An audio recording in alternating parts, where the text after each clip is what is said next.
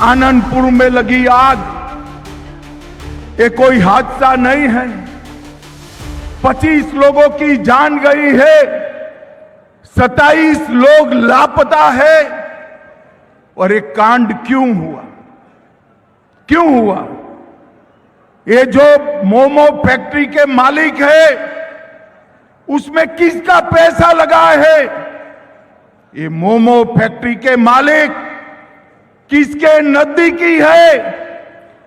किसके साथ विमान में मोमो फैक्ट्री के मालिक विदेश की टूर लगाए हैं और अब तक मोमो फैक्ट्री के मालिक का अरेस्ट क्यों नहीं हुआ है?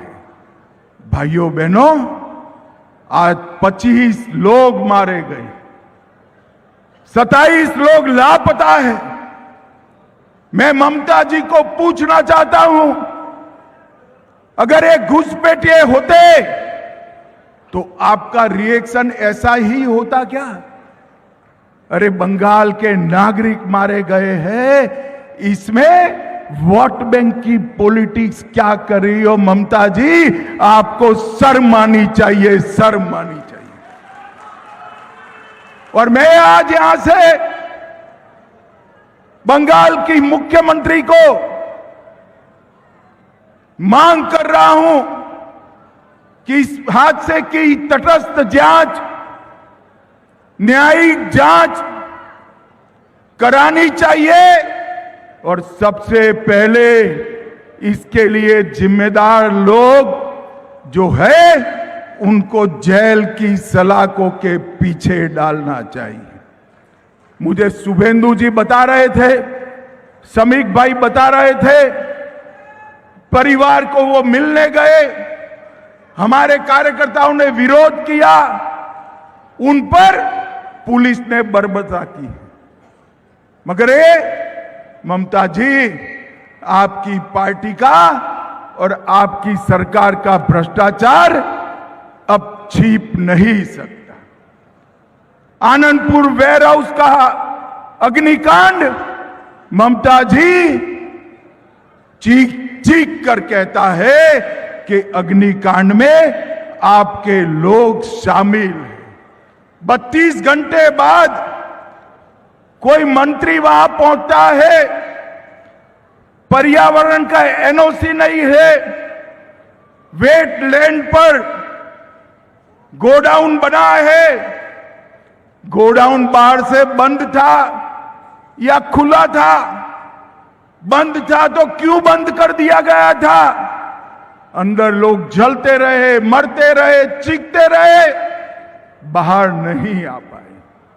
और मैं आज ममता जी को कहने आया हूं, पर्दा डालना है तो डालो ममता जी, पर्दा डालना है तो डालो। अप्रैल के बाद भाजपा सरकार आएगी और अग्निकांड के आरोपियों को चुन चुन कर हम जहर की सलाखों के पीछे गए। भाइयों बहनों, हर तरह से बंगाल में एडमिनिस्ट्रेशन समाप्त हो गए। ये 2026 का साल टीएमसी को टाटा बाय बाय कहने का साल है, टाटा बाय बाय कहने का। बंगाल की जनता टीएमसी को कम्युनिस्टों से मुक्ति पाने के लिए आई और टीएमसी ने तो कम्युनिस्टों को भी अच्छा कहलाने का काम कर दिया।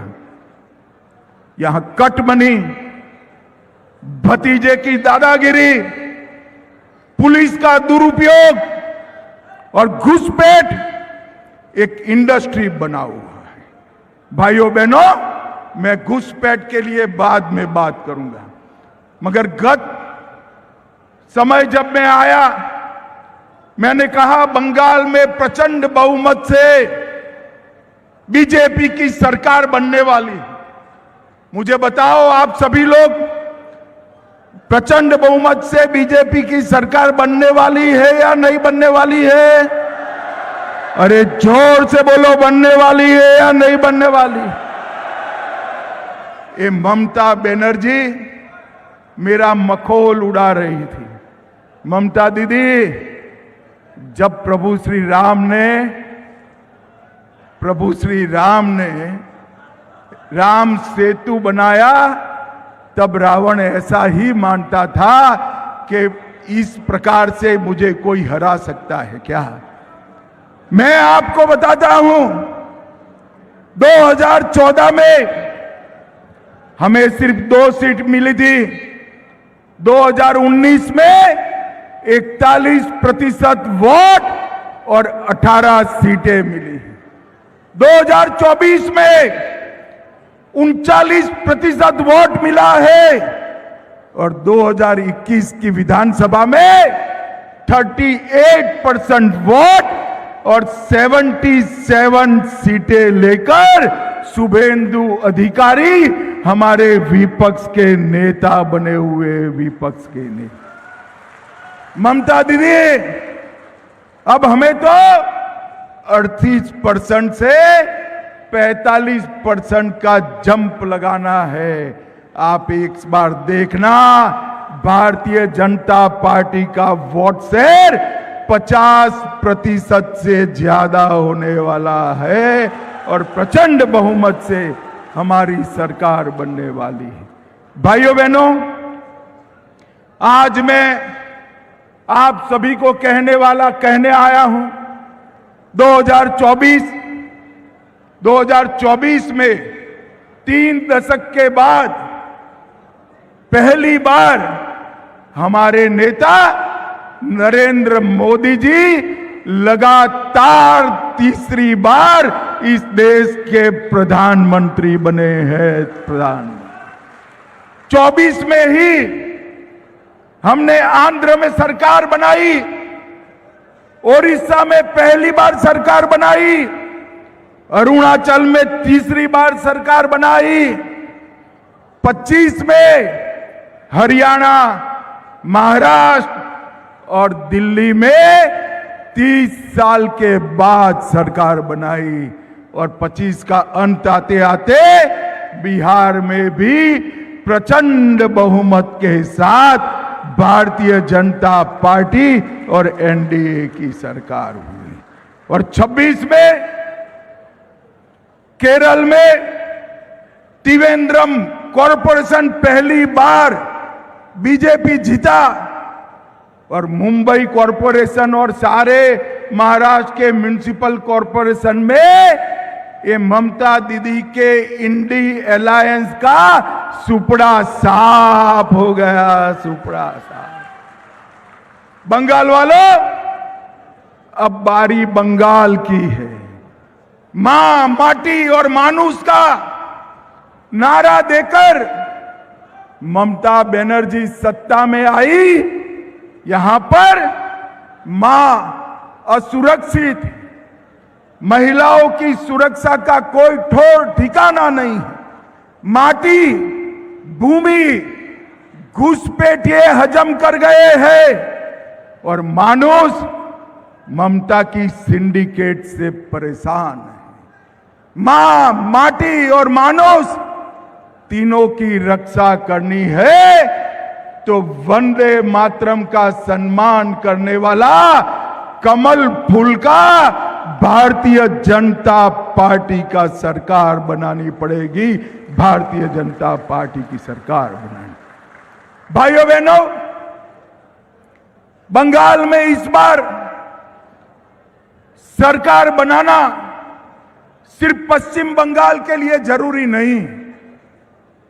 मैं ये कार्यकर्ता सम्मेलन के माध्यम से बंगाल की जनता को कहने आया हूं, पश्चिम बंगाल में जिस तरह से घुसपैठ चल रही है, पश्चिम बंगाल से हो रही घुसपैठियों की ये फौज केवल पश्चिम बंगाल नहीं, पूरे देश के लिए सुरक्षा का एक बहुत बड़ा सवाल बना है। मुझे बताओ कार्यकर्ता भाइयों बहनों, घुसपैठियों को रोकना चाहिए या नहीं रोकना चाहिए? अरे जोर से बोलो, रोकना चाहिए या नहीं रोकना चाहिए? ये ममता दीदी कहती है कि केंद्र सरकार क्या करे। मैंने पार्लियामेंट में जवाब दिया था कि बाड़ लगाने के लिए, फेंसिंग करने के लिए ममता बनर्जी आप हमें जगह नहीं दे रही हो, भूमि नहीं दे रही हो, इसके कारण फेंसिंग पूरी नहीं होती। नदी नाले से, दुर्गम पहाड़ों से जो घुसपैठिए आते हैं उनको आपका पटवारी रोकता नहीं है, आपका पुलिस वाला रोकता नहीं है, और आप यहां से फर्जी डॉक्यूमेंट बनाकर उनको पूरे देश भर में भेज रही है। भाइयों बहनों, मैंने पार्लियामेंट में भाषण करा था, तृणमूल कांग्रेस के सांसद इसका विरोध करे थे, मगर कुछ दिन पहले मुझे बड़ा खुशी है कि कलकत्ता हाई कोर्ट ने भी बीएसएफ को सारी भूमि 31/3/26 के पहले देने का ऑर्डर किया। हाई कोर्ट ने स्वीकार करा कि ममता बनर्जी भूमि देने में सहयोग नहीं कर रही, घुसपैठिया रोकने में उनको कोई इंटरेस्ट नहीं। और मित्रों, ये बहुत बड़ा झटका ममता बनर्जी को मिला है, मगर मैं बंगाल की जनता को कहकर जाता हूं, आप ऐसा मत सोचना कि हाई कोर्ट के जजमेंट के बाद भी ममता बनर्जी ये भूमि बीएसएफ को देगी। वो नहीं देगी, क्योंकि उनका वोट बैंक वो घुसपैठिए है, घुसपैठिए। मगर मैं साथ में बंगाल की जनता को ये भी कहना चाहता हूं कि 31/3 को ममता बनर्जी भूमि दे या न दे, अप्रैल के अंत में भाजपा का मुख्यमंत्री 45 दिन में सारी बाढ़ का काम पूरा कर देगा। ये हमारा बंगाल की जनता से वादा है और हमने कर दिखाया है। आसाम में कांग्रेस की सरकार थी, घुसपैठ नहीं रोकती थी। जैसे ही आसाम में भाजपा सरकार बनी, वहां घुसपैठ रुक गई। गुजरात में भाजपा सरकार है, वहां घुसपैठ नहीं होती। राजस्थान में भाजपा सरकार है, वहां घुसपैठ नहीं होती है। और मैं बंगाल के सम्मानीय नागरिकों को अपील करने आया हूं, लाल सरकार भी बनाई, तृणमूल की हरी सरकार भी बनाई। एक बार भाजपा के केसरिया को मौका दे दो, हम घुसपैठ को रोक कर बताएंगे। भाइयों बहनों, ममता बनर्जी ये जो हाई कोर्ट का फैसला है इसको भी नहीं मानने वाली है। भाइयों बहनों, ममता के शासन में करप्शन को ममता बनर्जी ने इंस्टीट्यूशनलाइज करा है। আরো ভালো ভালো খবর দেখতে সাবস্ক্রাইব করুন বাংলা হান্টের ইউটিউব চ্যানেল। বাংলা হান্টের আরো খবর দেখতে নজর রাখুন। বাংলা খবর মানেই বাংলা হান্ট।